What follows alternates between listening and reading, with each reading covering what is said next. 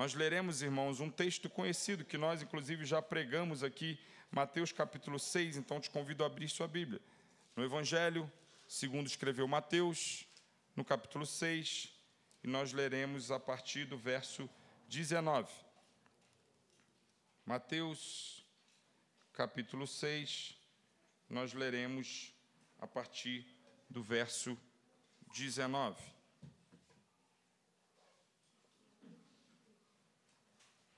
Jesus aqui no Sermão do Monte nos convida a pensarmos a respeito de onde está o nosso coração.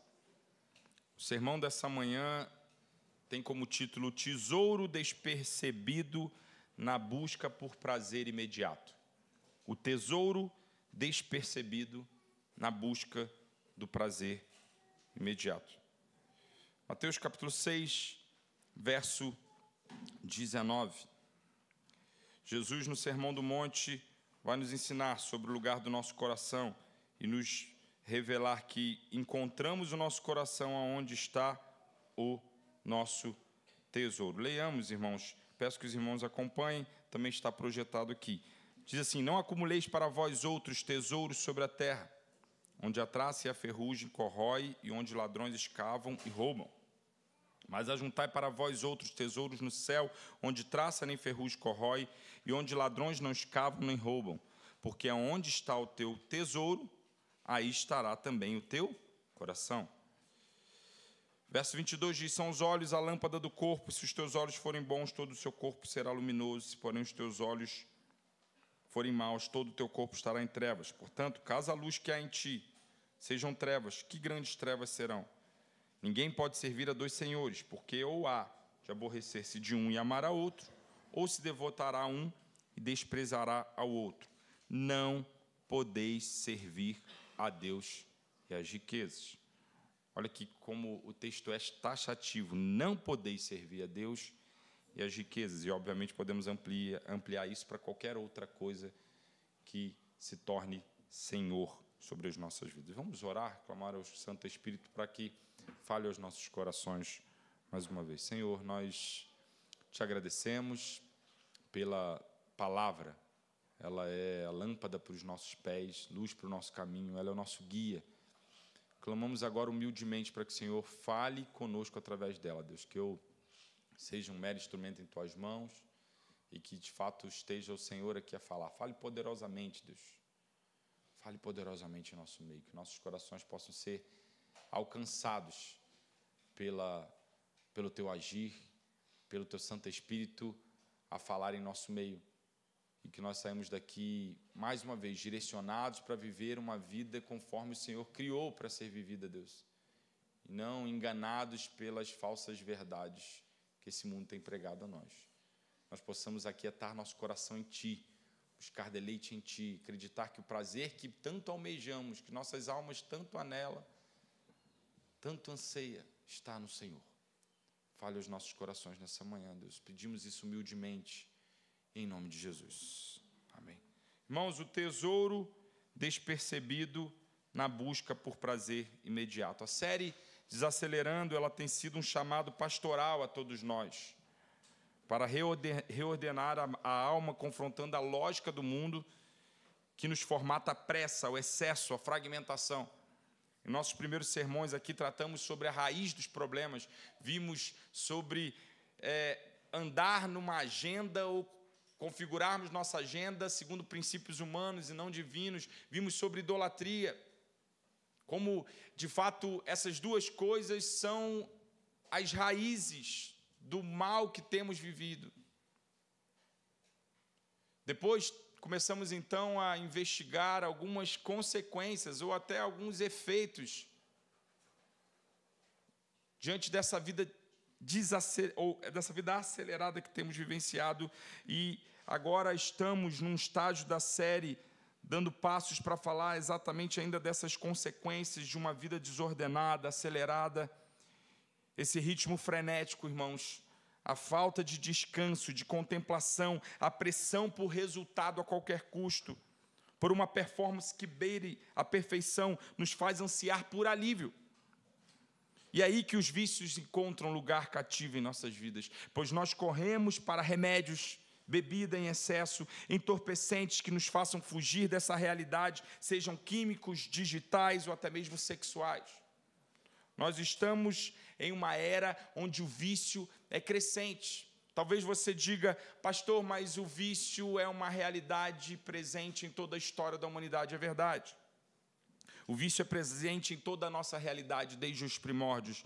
Mas em nosso cenário de exaustão, em um mundo sem Deus, com o espaço religioso esvaziado, nós temos nos tornado ainda mais reféns dos vícios mais diversos como nunca. Algumas pesquisas apontam para isso claramente, irmãos. Um relatório de 2024 da OMS, da Organização Mundial de Saúde, destacou que cerca de 2,6 milhões de mortes por ano são atribuídas ao consumo de álcool, representando 4,7% de todas as mortes. O documento também destaca ainda que 0,6 milhão de mortes por ano estão relacionadas ao uso de drogas psicoativas. Nós podemos ainda olhar para o nosso país e ver que o vício se estende ou vai além do consumo de álcool exacerbado ou de drogas.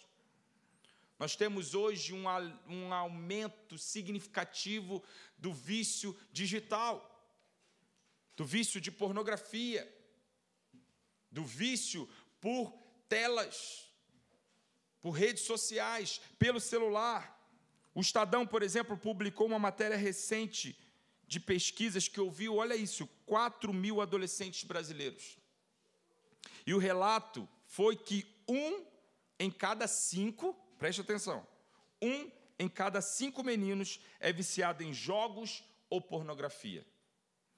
O Estadão revelou essa pesquisa, não lembro agora exatamente a fonte da pesquisa, mas depois posso mandar para os irmãos, mas onde 4.000 meninos foram ouvidos e 1 em cada 5 confessou que é viciado em jogos ou em pornografia. 1 em cada 5. Pesquisas indicaram também que 40% dos adolescentes se consideram viciados em celulares, com 21,6% relatando dependência em jogos e 18,97% em pornografia. Esse contexto também é notado, irmãos, não apenas em adolescentes, mas também uma grande parcela de adultos. Entretanto, pouquíssimos buscam tratamento para vencerem esses vícios. E o problema, irmãos, diante de nós é notório. É conhecido por todos nós, mas muitas vezes nós não queremos encará-lo. É mais fácil empurrar para debaixo do tapete. Mas a grande questão é que ou fazemos algo, ou iremos desmoronar como indivíduos e sociedade diante de um colapso moral que estamos vivenciando. E o problema não está somente na busca do prazer ou na busca do prazer em si, irmãos, porque somos, por natureza, seres que necessitam e buscam prazer. Nas palavras de John Piper, o homem é um hedonista por natureza. Entretanto, ele propõe o que ele chama de hedonismo cristão, uma proposta de que há um prazer que buscamos que está em Deus. Note como até o próprio Éden tem esse significado. Talvez você não saiba disso, mas a palavra Éden, no hebraico, significa etimologicamente prazer ou deleite. Prazer, deleite. Nós fomos criados como seres que necessitam de prazer e não tem erro nenhum em buscar prazer. Por natureza, é inata a nossa natureza, a nossa realidade. Nós buscaremos prazer. O problema, irmãos, está aonde buscamos prazer. Aonde estamos buscando deleite. E talvez boa parte do aumento, boa parte da culpa por esse aumento significativo de vícios sociais, vícios na nossa sociedade, seja do álcool, seja de drogas, seja de pornografia, seja de consumo digital, seja de celular, se dá pelo fato de estarmos exaustos. cansados, necessitando de alívio. Quando você está exausto, cansado, mentalmente esgotado, o que você busca? Você busca fugir um pouco daquela realidade, encontrar um prazer, um deleite. E numa era de imediatismo, nós temos recorrido cada vez mais a esses recursos, acreditando que eles nos darão prazer. E de fato eles dão. Mas um prazer que não sacia, um prazer que é temporário. E aí o vício começa a pedir cada vez mais. Você precisa de doses cada vez maiores, e aí você vai entrando num looping sem fim, se aprisionando, e daqui a pouco aquilo que te dava algum alívio se tornou um grande meio de ainda mais depressão, de ainda mais ansiedade, de ainda mais angústia. Os vícios, portanto, irmãos, eles são liturgias seculares. Não se enganem. Liturgias seculares anti-Deus, que adotam, ou que nós adotamos quando nós perdemos a adoração verdadeira. São caminhos alternativos, tortuosos, que percorremos tentando anestesiar uma alma ferida. A grande verdade é que qualquer vício está tomando lugar daquele no qual deveríamos buscar deleite. E se ele toma o lugar de Deus, logo é um ato de adoração. Logo é uma liturgia. Por isso, quando falamos de vício, nós estamos falando de adoração. E toda adoração, irmãos, requer sacrifício. Todo Deus requer sacrifício. E nós temos sacrificado ainda mais as nossas almas por estarmos trocando o Deus verdadeiro por esses recursos que nos iludem de que ali teremos o prazer que buscamos. Por que tantos vícios? Por que tantas pessoas estão presas a hábitos destrutivos como pornografia, comida, álcool, drogas, compulsões digitais, entre outros? Por que nossa sociedade, diante da exaustão vivenciada, irmãos, não corre mais para Deus? E a resposta está no próprio coração da modernidade, na revolução afetiva contemporânea. Essa revolução, irmãos, ela não é tão percebida ou tão notada por todos nós de forma explícita, mas está diluída em nossa cultura. A revolução afetiva contemporânea tem nos ensinado que sentir é muito mais importante do que compreender. E que ser autêntico emocionalmente vale muito mais do que ser virtuoso moralmente. Isso está na nossa mídia, no nosso contexto político, isso está até no nosso corporativismo. Não se discute mais o que é certo ou errado a partir de argumentos racionais, mas do que nós sentimos.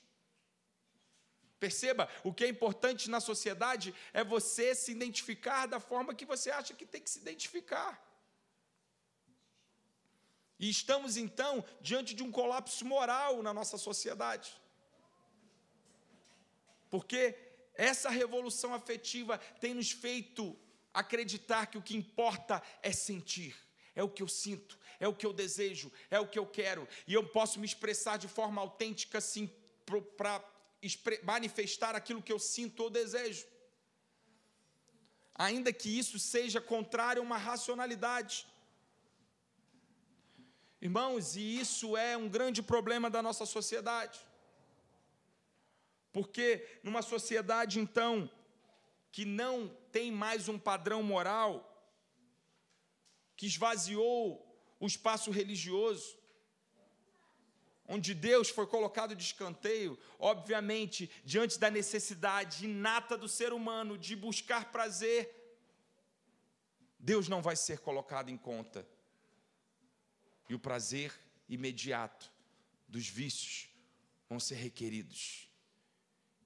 E aí nós temos visto uma sociedade aprisionada a tantos vícios que iludem, que dão um prazer rápido, mas fugaz, momentâneo, e que nos aprisionam ainda mais.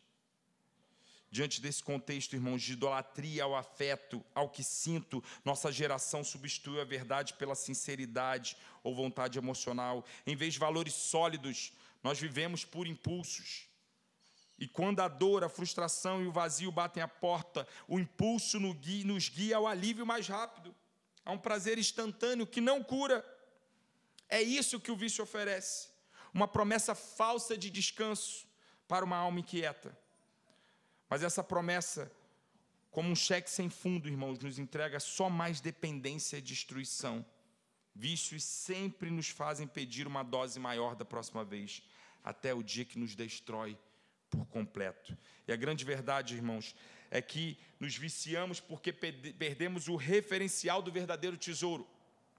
E o que Jesus nos ensina aqui em Mateus capítulo 6, 19 a 21, é um grande aprendizado para nós reordenarmos o nosso coração. Vamos à exposição do texto, verso 19, nos diz assim: não acumuleis para vós outros tesouros sobre a terra, onde traça e a ferrugem corrói, e onde os ladrões escavam e roubam. Jesus nos alerta sobre a fragilidade das conquistas materiais aqui. Elas são vulneráveis, passageiras e podem ser destruídas ou roubadas. A grande questão desse verso não é aqui um apelo à pobreza. Muitas pessoas, inclusive, acham isso: olha, eu não posso ter nenhuma poupança sequer, porque Jesus diz: não acumuleis para vós outros tesouros. Mas outros versos vão nos falar sobre lidar bem com finanças, inclusive Provérbios, e vai falar sobre poupar. Aqui não é um apelo à pobreza, como se você não pudesse ter nenhum bem. Mas aqui está nos mostrando a vulnerabilidade das conquistas materiais.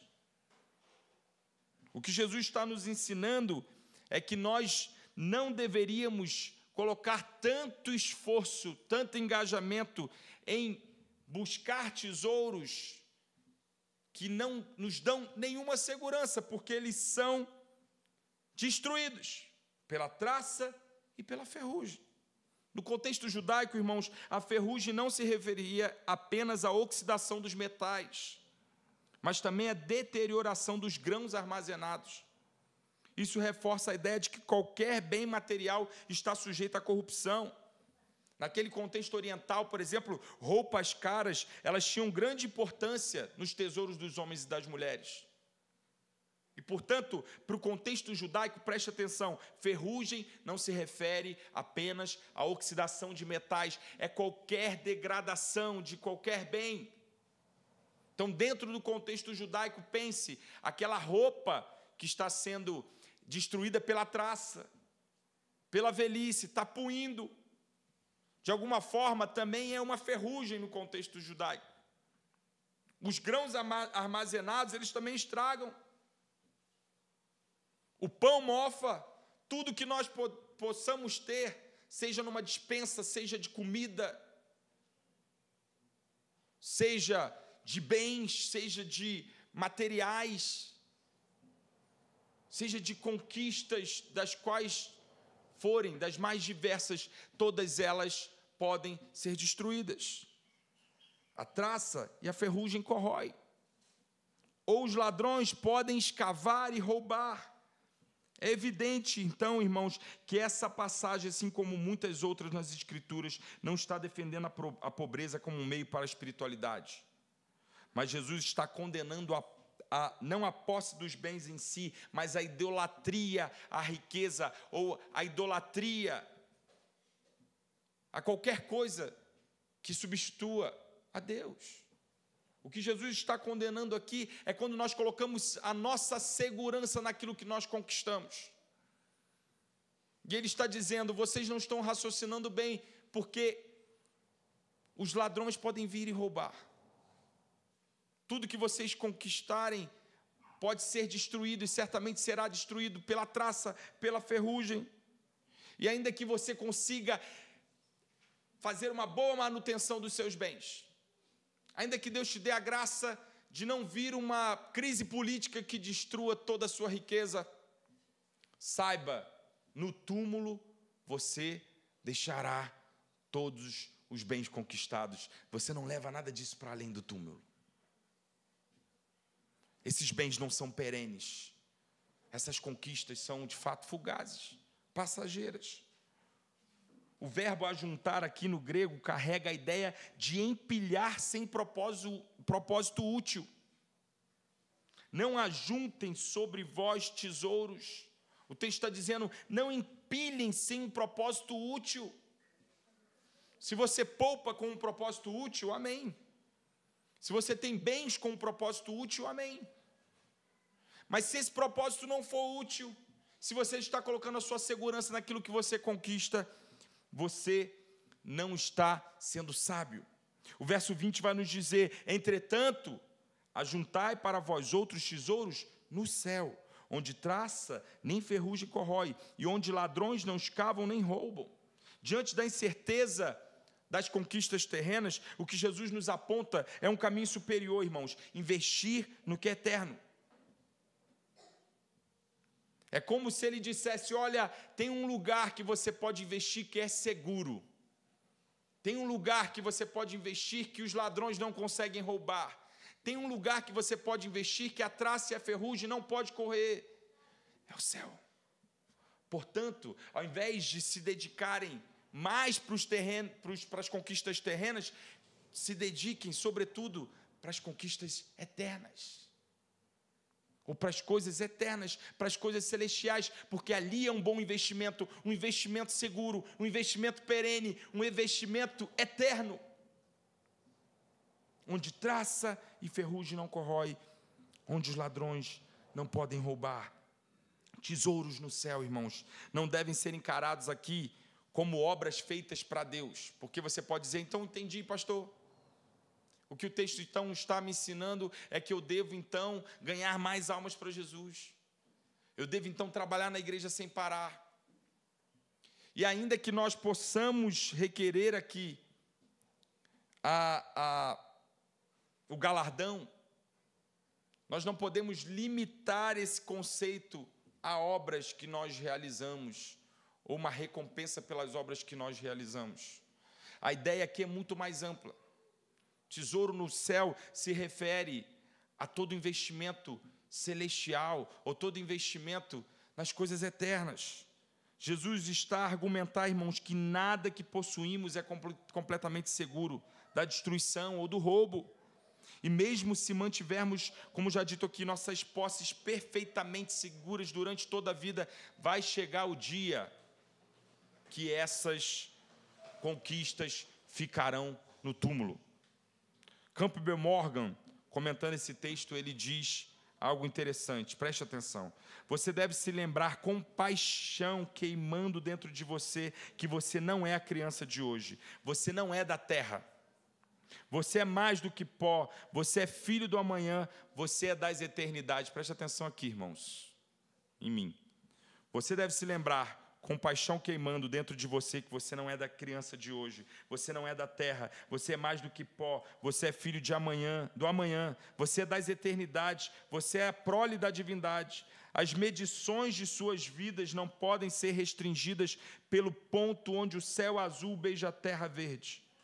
Todo o fato de sua vida não poder ser compreendida numa pequena esfera sobre a qual você vive, você pertence ao infinito. Se você fizer a sua fortuna na terra dos pobres, desculpe, fizeste uma fortuna armazenada em um lugar onde você não pode segurá-la. Faça a sua fortuna, mas armazene onde ela vai cumprimentá-lo no alvorecer da nova amanhã.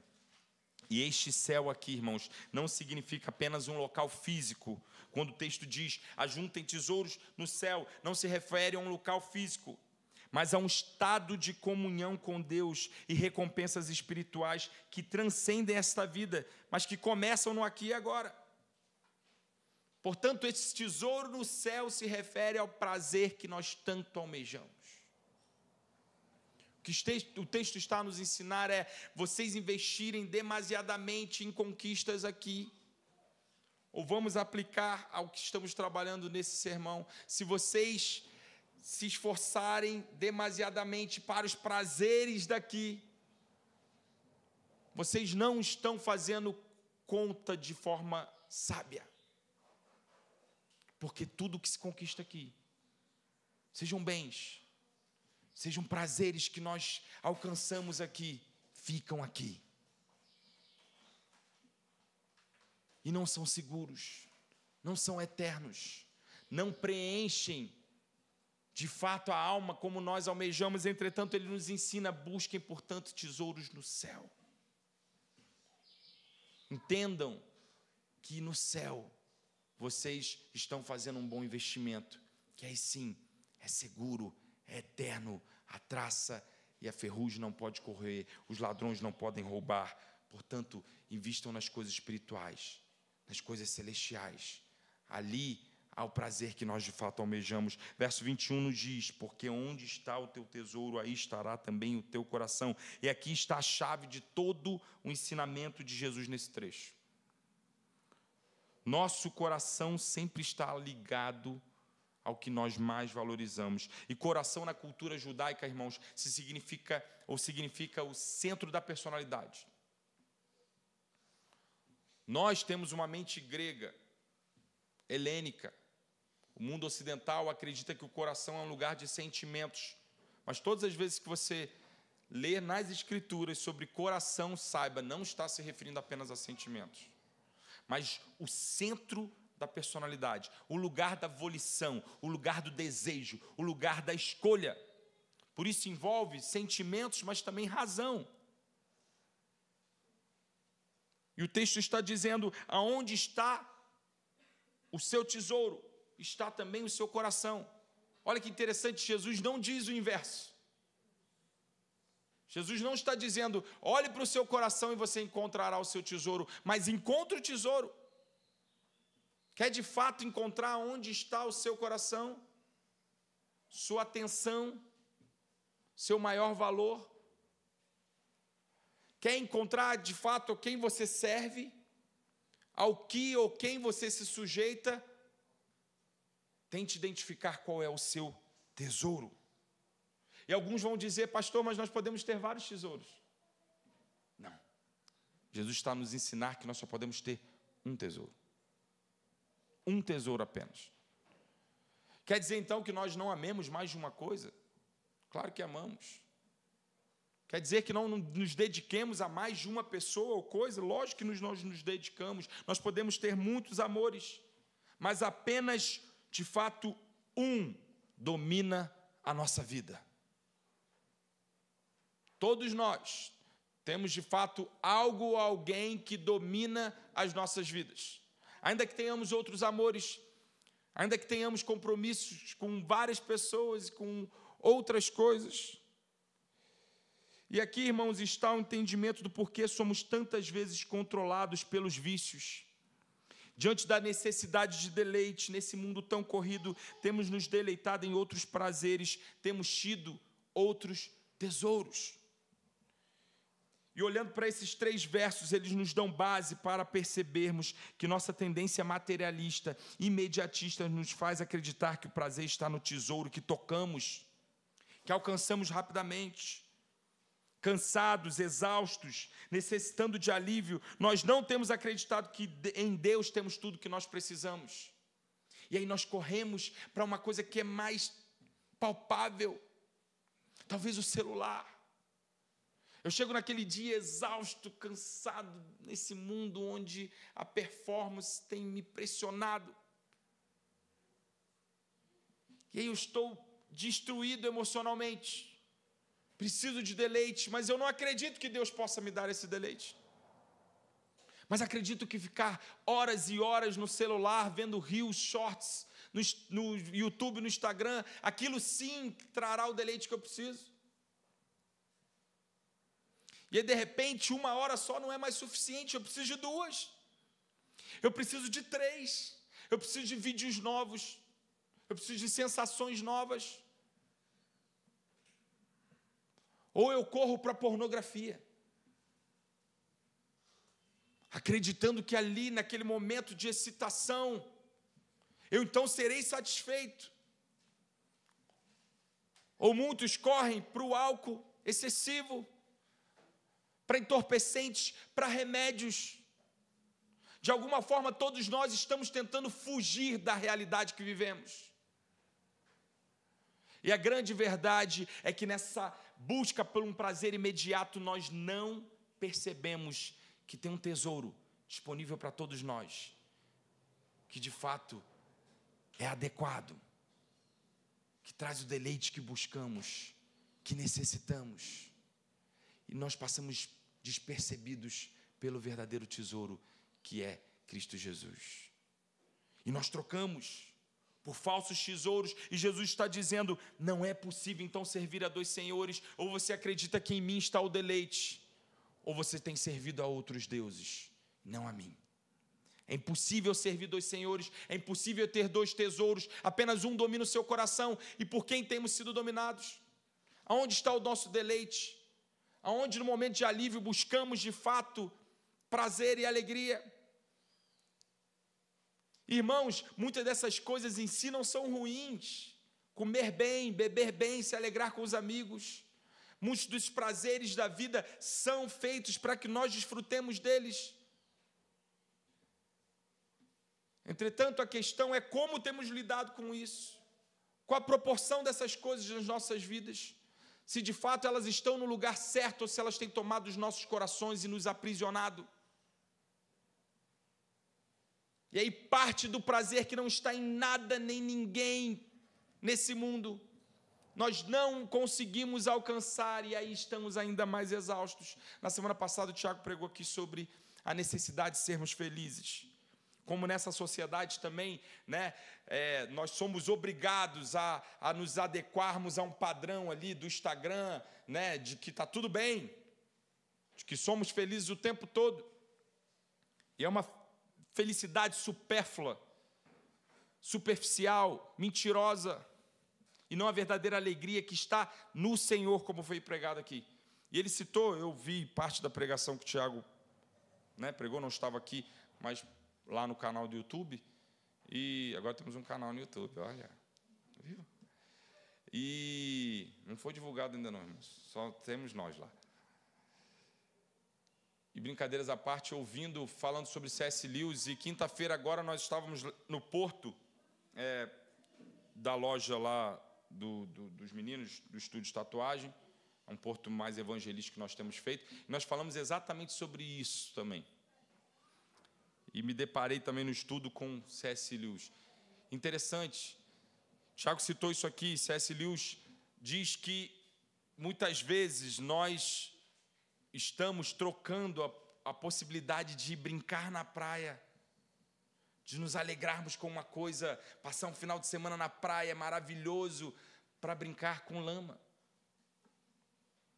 C.S. Lewis também cita que se tudo que tem nessa vida não nos satisfaz, a conclusão lógica é de que nós não fomos feitos para esse mundo. Eclesiastes nos diz isso claramente. Deus colocou a eternidade em nossos corações. Por isso, irmãos, nenhum desses prazeres, até os legítimos, podem satisfazer de fato o tanto de prazer que desejamos. Podem de fato preencher todo o vazio de nossa alma. Porque em nós está o desejo pelas coisas eternas. E só lá nos aquietamos, segundo Santo Agostinho diz. Só lá podemos aquietar as nossas almas. Irmãos, nós fomos feitos para a viração do dia. Nós fomos feitos para ter esse encontro com o Senhor, relacionamento com o Senhor. E se nós não, então, nos encontrarmos com Ele, a vida ficará partida. Sempre faltará algo.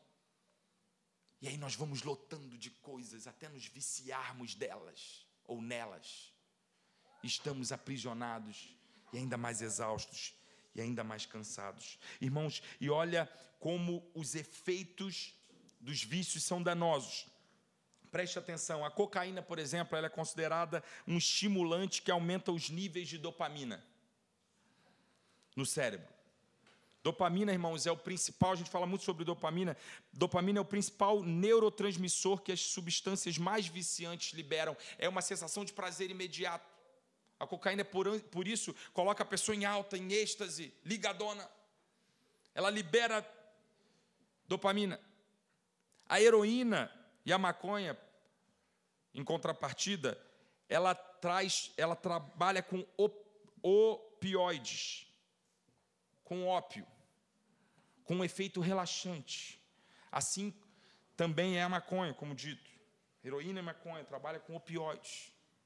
Então, enquanto você usa a cocaína e tem essa excitação da dopamina, quando você usa heroína ou maconha, você tem um relaxamento. Agora, olha que assustador, a pornografia, ela faz as duas coisas.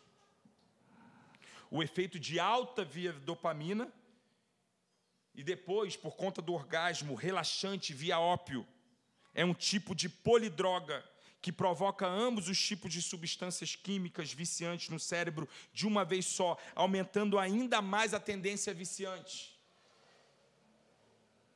Por isso, o vício da pornografia é mais danoso do que da cocaína e da heroína ou da maconha. 1 em cada 5 meninos estão viciados. Ou melhor, 4, né? Em cada 5 meninos. Irmãos, nós estamos numa sociedade, um colapso moral. E todos esses vícios, irmãos, provocam uma tolerância química, no caso das drogas, e cerebral, no caso da pornografia. Então, tanto o seu organismo quanto o seu cérebro, ele vai se acostumando. E aí, cada vez mais, você precisa de mais intensidade, de uma dosagem ainda maior para ter o mesmo efeito anterior. Aonde está o nosso tesouro?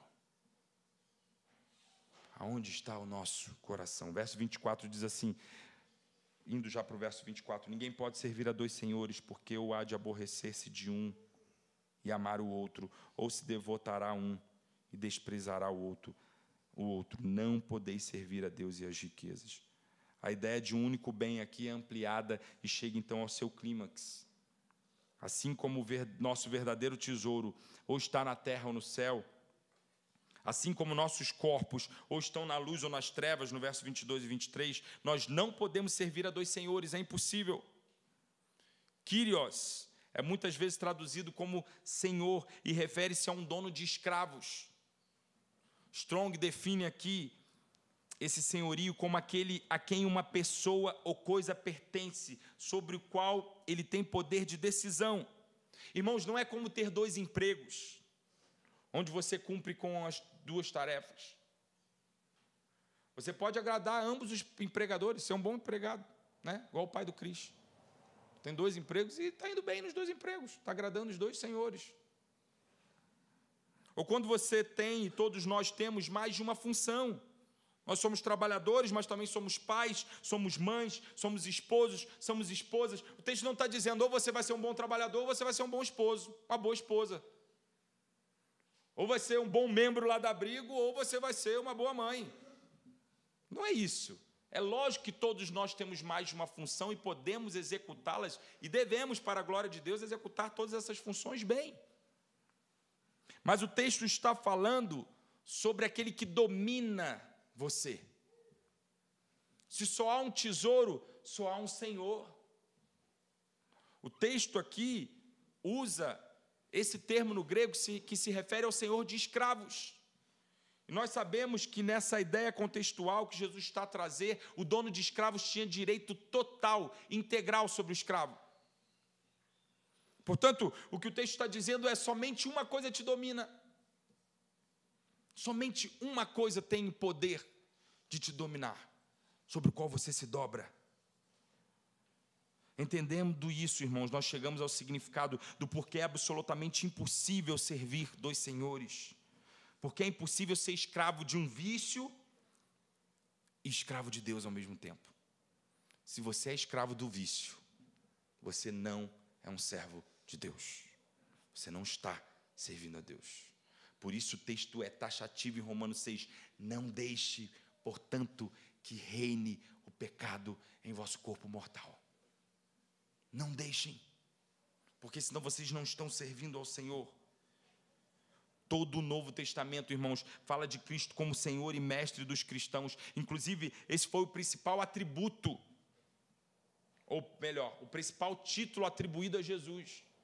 Nós hoje falamos muito de Jesus como Salvador, mas na igreja primitiva, sobretudo, eles atribuíam o título de Kyrios, Senhor. E era um termo que era usado para o imperador. Quírios, naquele contexto romano, era o imperador, era César.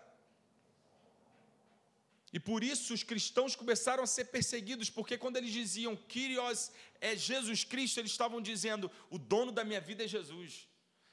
Eu me sujeito ao imperador até o momento que não entre em conflito com a minha sujeição a Cristo, porque o meu Quírios de verdade é Jesus Cristo, o ressurreto. E aí o Império Romano começou a temer. Esses homens não nos obedecerão como nós precisamos. Eles se sujeitam mais a esse Jesus nazareno do que ao imperador. Persigamos eles. Só há um Senhor sobre as nossas vidas, irmãos. Ou nós nos devotamos a um, ou nos devotamos aos outros. Paulo diz que antes de sermos salvos, fomos escravos do pecado, que era o nosso mestre, mas quando nós cremos em Cristo, nos tornamos escravos de Deus e de sua justiça, como nós lemos aqui no início do culto, em Romanos capítulo 6, do verso 16 ao verso 22. Em Romanos 6, no verso 22, ele diz exatamente isso que já li, vou repetir: não reine, portanto, o pecado em vosso corpo mortal, de maneira que obedeçais às suas paixões. Como nós citamos aqui na liturgia, irmãos, capítulo 6 de Romanos está dizendo que nós já fomos libertos. O pecado já não tem mais domínio sobre nós. Entretanto, nós voluntariamente podemos nos colocar em sujeição novamente. De tal forma que depois estamos tão sujeitos ao pecado, voluntariamente, que agora achamos que não podemos mais nos libertar. Mas o verso 14 nos diz: não acreditem nessa mentira, vocês já são livres do pecado, ele não tem poder sobre vós. E aí nós chegamos então à grande pergunta: pastor, como resolver esse problema? Entendi então que o vício, ele tem tomado o lugar do Senhor na minha vida. Entendi que eu não estou de fato servindo ao Senhor, porque eu tenho servido ao vício. Ele se tornou o lugar de deleite, o lugar de alívio, o lugar de refúgio, ao invés do Senhor, nesse mundo tão estressante que vivemos. Como então resolver o problema? Irmãos, o problema do vício, saiba, não é só o hábito, mas a alienação de Deus como fonte de deleite. Uma vez eu ouvi uma história interessante, quero contar para vocês, na verdade, a pessoa que contou a história, ele comparava nós vencermos o pecado a como os marinheiros venciam os cantos das sereias. Se você conhece as histórias, né, sobre as sereias, elas têm um canto tão maravilhoso que os marinheiros não conseguem resistir, e eles se jogam nos mares e são tragados pelos mares, mortos pela ilusão desse grande prazer que encontrarão quando se encontrarem, ou que terão quando se encontrarem com as sereias. E essa pessoa fez uma analogia muito interessante. Ele disse: assim é o pecado. Às vezes o canto parece deslumbrante, parece que nós não conseguimos dizer não. Entretanto, nós precisamos, para vencer, lembrar que existe um canto mais belo em Jesus. Nós nunca venceremos o pecado, irmãos, tentando resistir sozinhos. Inclusive, ontem, estudamos aqui no Porto de Oração, Tiago, capítulo 4, que nos diz que nós devemos sujeitarmos a Deus, e aí nós resistiremos ao diabo e ele fugirá de nós. Nós não conseguimos resistir sozinhos. Somente se nos sujeitarmos a Deus, podemos então resistir ao diabo.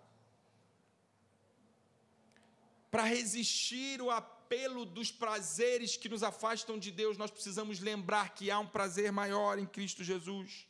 Portanto, a libertação do vício, irmãos, não ocorre apenas pela repressão. Preste atenção, você não vai se libertar do vício apenas reprimindo, mas substituindo a sua fonte de prazer. A libertação do vício não vem pela repressão, mas pela substituição da sua fonte de prazer. Como Tim Keller ensina no seu livro Deuses Falsos, só venceremos a idolatria quando substituirmos o ídolo pelo Deus verdadeiro. Se só destronarmos um ídolo e deixarmos o trono vazio, colocaremos alguma coisa em seu lugar, porque nós fomos feitos para adoração. Entende por que o vício é uma liturgia secular? Entendeu como estamos falando aqui de adoração? Nós fomos feitos para adorar. E se nós destruirmos esse ídolo, mas deixarmos o trono vazio, nós colocaremos outra coisa no lugar. Por isso nós só vencemos o vício, e todo vício é uma idolatria, quando não somente reprimimos, mas substituímos a nossa fonte de prazer. É entendermos que o canto de Jesus é mais prazeroso. É entendermos que o deleite que de fato nós precisamos está em Cristo Jesus, nosso Senhor. Como lido em Gálatas 5, irmãos, a vida cheia do Espírito traz seus frutos, e nós assim venceremos as obras da carne. Nós lemos aqui também na nossa liturgia: se vocês andarem no Espírito, jamais irão satisfazer as obras da carne. Mas eu quero que nós abramos as nossas Bíblias em Romanos 8, capítulo 8, quer dizer, verso 13. Romanos, capítulo 8, verso 13. Sobre essa mesma perspectiva, lida em Gálatas, nós veremos aqui Paulo tratando aos romanos. Romanos, capítulo 8, verso 3, diz assim: porque se viverdes segundo a carne, caminhais para a morte.